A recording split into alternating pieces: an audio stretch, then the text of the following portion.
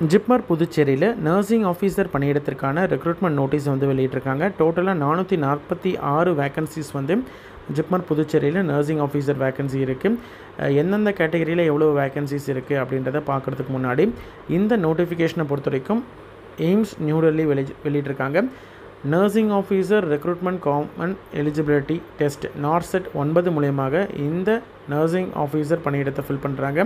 Level 7 இருக்கக்கூடிய இந்த போஸ்ட்டுக்கு வந்து 9,300 ரூபாயிலேருந்து 36,800 வரைக்கும் சேலரி இருக்கும். கிரேட் பேவை பொறுத்த வரைக்கும் 4,600 ரூபாய்.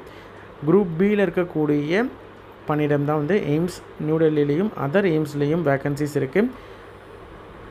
இதில் இந்த வீடியோவை பொறுத்த வரைக்கும் ஜிப்மர் புதுச்சேரியில் இருக்கக்கூடிய வேகன்சிஸை பற்றி பார்க்கலாம். நார்செட்டில் மொத்தமாக இருக்கக்கூடிய வேகன்சி என்னென்ன, எந்தெந்த இடத்துல வேகன்சி அப்படின்றத செப்பரேட் வீடியோ பார்க்கலாம். என்ன எலிஜிபிலிட்டி குவாலிஃபிகேஷன் அப்படின்னு பார்த்தீங்கன்னா, எசென்ஷியல் குவாலிஃபிகேஷன் பிஎஸ்சி நர்சிங் முடிச்சிருக்கணும். பிஎஸ்சி நர்சிங் வந்து முடித்ததுக்கப்புறம் நர்சிங் கவுன்சிலில் ஸ்டேட் நர்சிங் கவுன்சிலையோ அல்லது இந்தியன் நர்சிங் கவுன்சிலையோ பதிவு பண்ண கேண்டிடேட்டாக இருக்கணும்.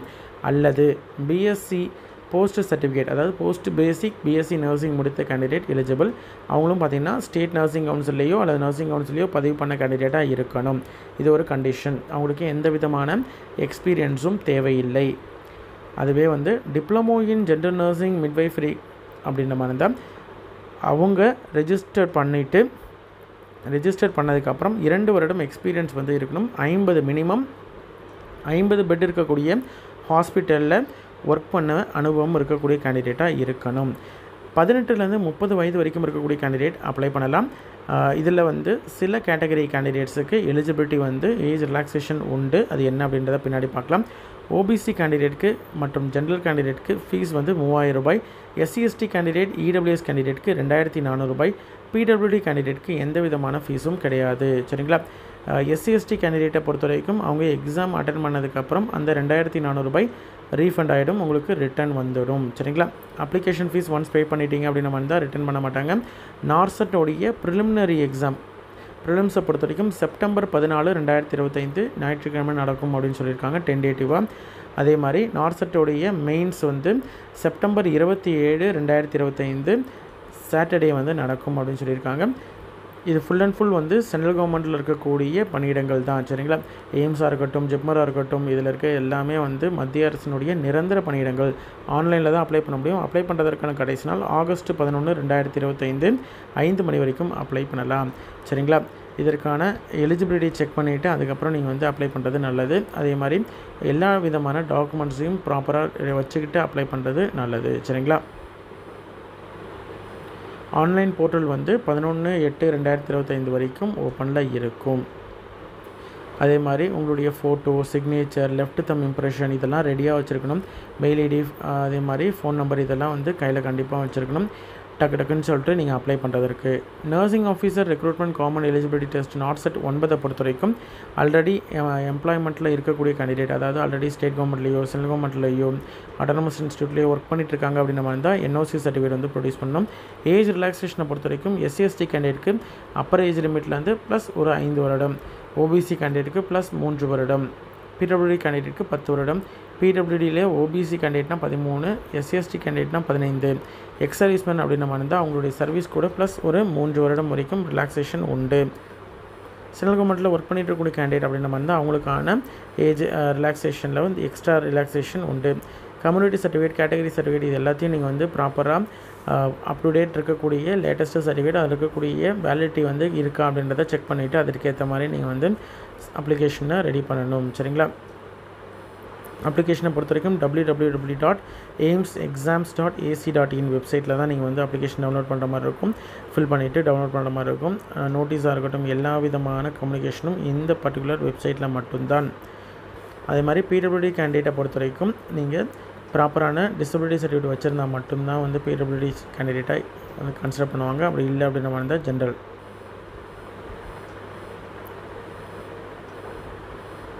நார்செட் எக்ஸாமை பொறுத்த வரைக்கும் ஃபஸ்ட்டு ஸ்டேஜ் வந்து ப்ரிலிம்ஸ் இருக்கும், செகண்ட் ஸ்டேஜ் வந்து மெயின்ஸ் இருக்கும். ப்ரிலிம்ஸை பொறுத்த வரைக்கும் 90 நிமிஷத்துக்கு வந்து உங்களுக்கு எக்ஸாம் இருக்கும். 100 கொஷின் இருக்கும், 100 மதிப்பெண். சரிங்களா?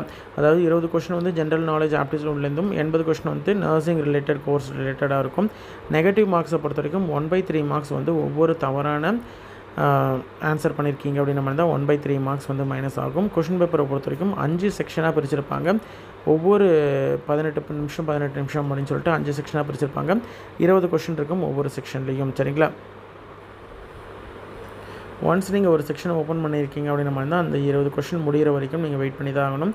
ஒன்ஸ் முடிஞ்சிருச்சு அப்படின்ற மாதிரி தான் அடுத்தது இந்த மாதிரி தான் நீங்கள் வந்து செக் பண்ணிக்கலாம். செகண்ட் ஸ்டேஜை பொறுத்த வரைக்கும் உங்களுக்கு வந்து 5 டைம்ஸ் வேக்கன்சி வந்து ஒரு வேக்கன்சி அப்படின்ற மாதிரி தான் 5 பேரை வந்து கான்ஃபர் பண்ணுவாங்க. அதே மாதிரி டோட்டல் ஒவ்வொரு சீட்லையும் ஒவ்வொரு கேட்டகரியிலையும் அதற்கேற்ற மாதிரி ஸ்டேஜ் 2 வந்து மெரிட் லிஸ்ட் ப்ரிப்பேர் பண்ணுவாங்க. சரிங்களா?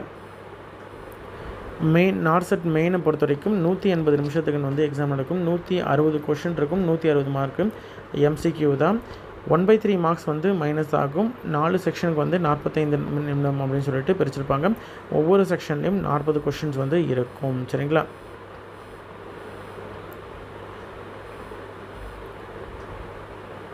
சிலபஸை பொறுத்த வரைக்கும் செப்பரேட்டாக வந்து நர்சிங் என்ன சிலபஸோ அதே சிலபஸ் தான் வந்து மேக்ஸிமம் அதற்கேற்ற மாதிரி இருக்கும். சரிங்களா?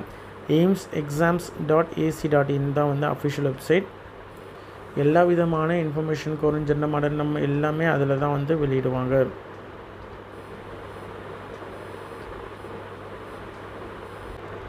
ஏதாவது டவுட்ஸ் அப்படின்ற மாதிரி இருந்தால் நார்செட் 9 உங்களுடைய மை பேஜுக்குள்ளே ரைஸ் அ குவரி அப்படின்றது இருக்கும். அது மூலயமா நீங்கள் வந்து குவரி ரைஸ் பண்ணிக்கலாம். இதெல்லாம் வந்து எய்ம்ஸு என்னென்ன எய்ம்ஸில் வந்து வேக்கன்சி என்னென்ன எய்ம்ஸ்லாம் வந்து இதில் பார்ட்டிசிபேட்டிங் அப்படின்னு சொல்லிட்டு டீட்டெயில் கொடுத்துருக்காங்க.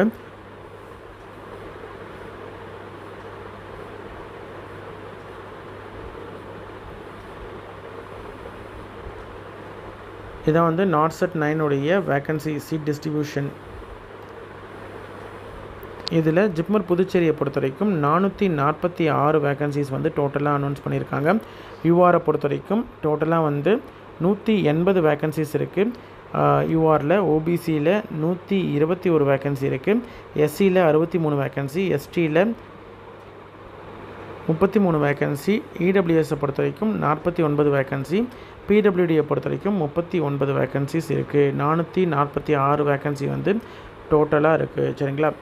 ஜிப்மர் புதுச்சேரியில். ஜிப்மர் யானத்தை பொறுத்த வரைக்கும் டோட்டலாக வந்து 8 வேக்கன்சி. அதில் ஜென்ரல் டர்னில் வந்து 4 வேக்கன்சி டோட்டலாகவும், ஓபிசியை பொறுத்த வரைக்கும் 4 வேக்கன்சியும்,